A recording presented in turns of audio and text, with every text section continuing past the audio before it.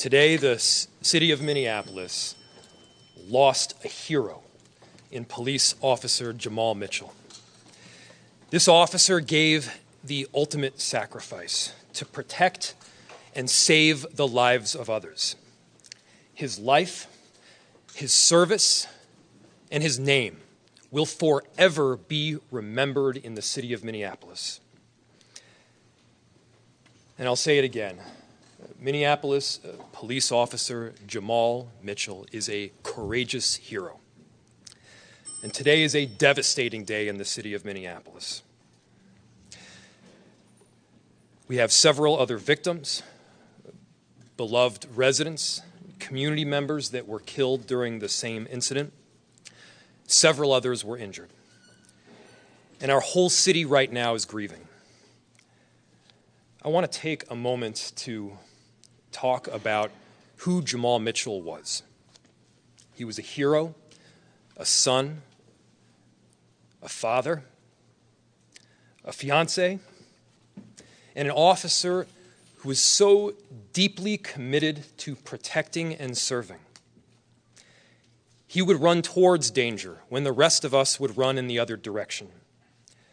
In fact, just a year ago, Officer Jamal Mitchell was recognized for a heroic act in saving a number of people, an elderly couple, and that is just the kind of person that he was. To his family, we will honor his sacrifice.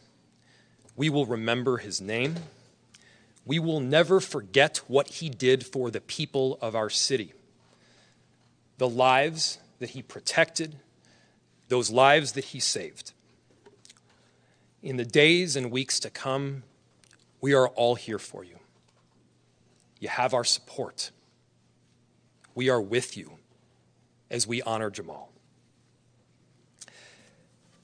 To the members of the Minneapolis Police Department, yours is an honorable profession in an incredible police department. It is your courage that helps keep our city safe. You've worn the uniform and the badge during the most difficult circumstances that our city has ever faced, and you've worn that uniform and badge with pride, compassionately protecting and serving. You've continued to show up with dwindled numbers. You've continued to do the right thing in helping people in need, and you have our support. To the families of the victims, we stand with you. We feel your pain, and you'll have an entire city that will wrap their arms around you to show the support and love. And to our Minneapolis community, we are strong. We are resilient. We have been through hard times before, and we find a way to rise above, and we will do that again. I want to thank a number of different agencies and jurisdictions that showed up during our moment of need. I want to thank the state of Minnesota, Governor Walz, the Department of Public Safety. I want to thank our Hennepin County Sheriff's Office and Sheriff Witt. I want to thank the City of St. Paul and all of the other agencies that have helped us through this very difficult night. We come together during hard times. That's what we do in Minnesota. And before I turn it over to Assistant Chief Blackwell, I want to ask each of you and members of the public and press to be patient with us as we do not know all of the facts yet. We want to make sure that the investigation is completed and that we're doing it the right way, that we're honoring both the victims and their families. And we got to do everything possible to make sure that these tragic events, this epidemic of gun violence, this kind of stuff never happens again. And with that, I will turn it over to our Assistant Chief Blackwell. Thanks for being patient with us. This has been a terrible day for our agency and in law enforcement. and it's happening all too frequently, and it affects so many. But today, MPD officers responded to a report of a double shooting on the 2200 block of Blaisdell Avenue South. When officers arrived, they received gunfire immediately, and they exchanged gunfire. 2 officers were injured, and they were immediately brought to HCMC. Officer Jamal Mitchell died at the hospital, despite all life-saving measures by Hennepin Healthcare. The second officer received non-life-threatening injuries. The suspect on scene was injured, and even though he's injured in that gunfire, officers still rendered first aid, and he was pronounced deceased at the scene. 2 additional adult victims with gunshot wounds were located on the scene. One was pronounced deceased on the scene, and the second victim was gravely injured. A firefighter was also injured during gunfire, and they received non-life-threatening injuries. BCA is investigating this incident. And to our fallen officer, Jamal Mitchell, he was a hero. I've never met an officer that received an award on the 3rd day on the job during his FTO. He's courageous in every action that he did. He was a wonderful human being. He had only been on our department about 1.5 years, and he was exceptional in every way. My condolences to his family and to his child. They're hurting tremendously, just like our officers right now. But I really want to thank every agency that responded. There were so many agencies that responded between fire, EMS, and law enforcement to help our officers on scene that was unfolding, and it was chaotic. And I want to thank them tremendously for all their help. And the Hennepin Healthcare, who did everything they could to save our officer. So thanks for your patience. More information will be coming out soon. Thank you, Assistant Chief Blackwell, and deepest condolences to you and your officers, Mayor Fry and City Council. Most importantly, to the Mitchell family. There's no words you're going to hear today that are going to make today and the horror of it go away.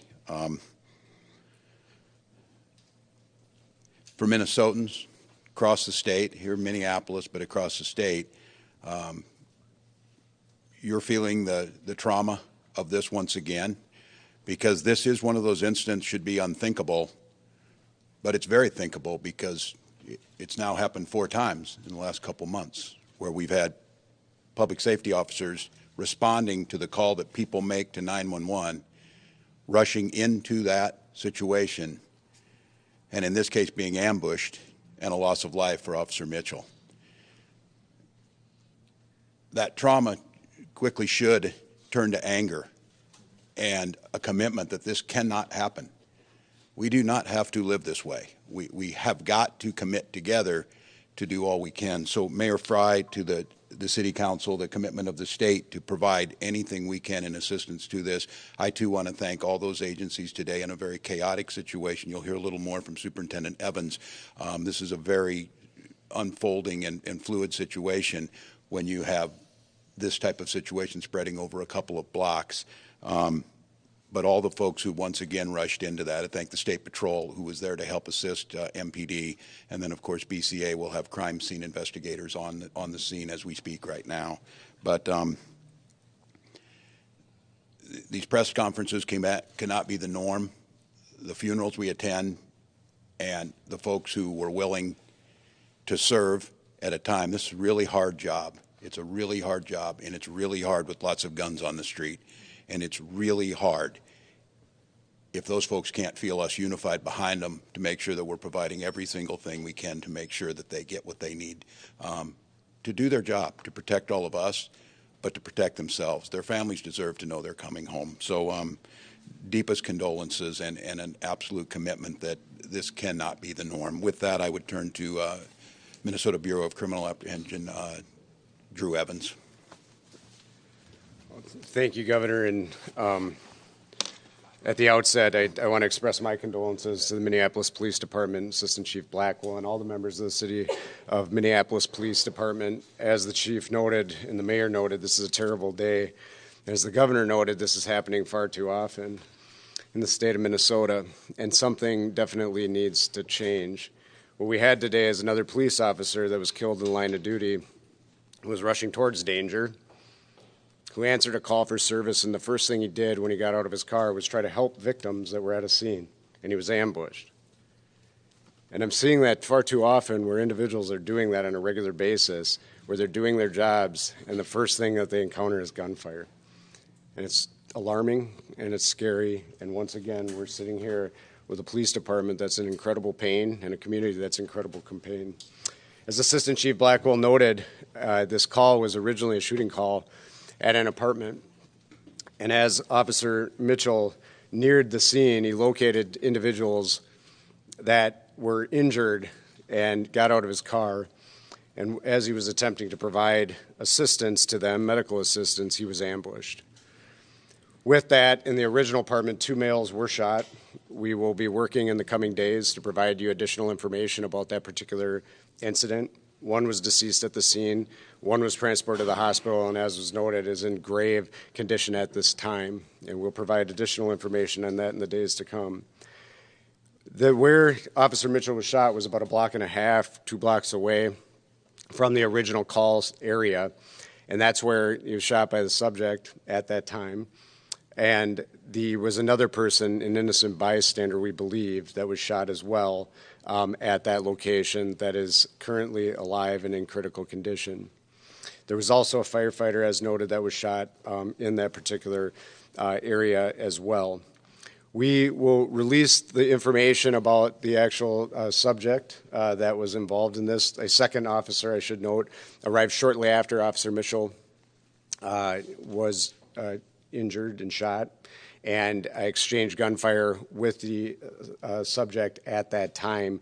He was injured in that gunfire exchange as well, and the subject is deceased at the scene in that location. As noted, we believe we know who the individual is. We believe this is isolated to the 2 different locations at that time. We believe that the individuals in the apartment had some level of acquaintance with each other, and I want to just caution everybody at the outset, we're in the very early stages of this investigation. I ask for your patience. We'll provide you a lot more information as we get it together. As noted, the governor noted, we have crime scene investigators out at the different locations right now, and we have dozens of agents out working to meet with witnesses, canvass the area, gather additional information so we can provide you with the answers that I know you all want right now and into the coming days, and we will provide additional information as we have it. With that, I would open up just to a few questions. As noted, we will provide the information on the officer in the coming days, as is a normal protocol with the work that we do, and we will provide additional information on the deceased persons and the other people injured once we have confirmed all that, and we've had an opportunity to be able to speak with them, their families, and notify the appropriate people along the way. But we can open up for questions for anybody here.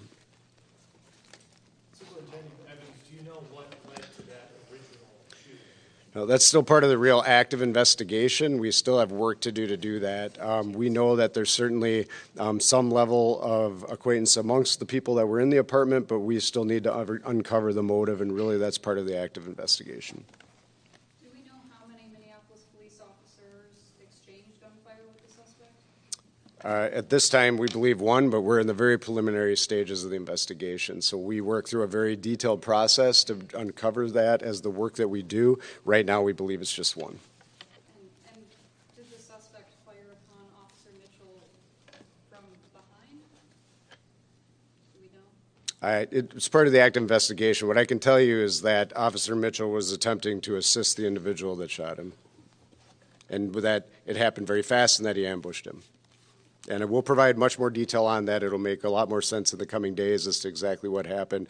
But I will tell you that there was a very close encounter and that he ambushed Officer Mitchell. I did have a quick question. You mentioned ambush a couple of times. Was there a sense that these folks were lying in wait for these responding officers? Yeah, I'm using the term for a reason. I've seen the video, and he was ambushed at the time by this individual that was there.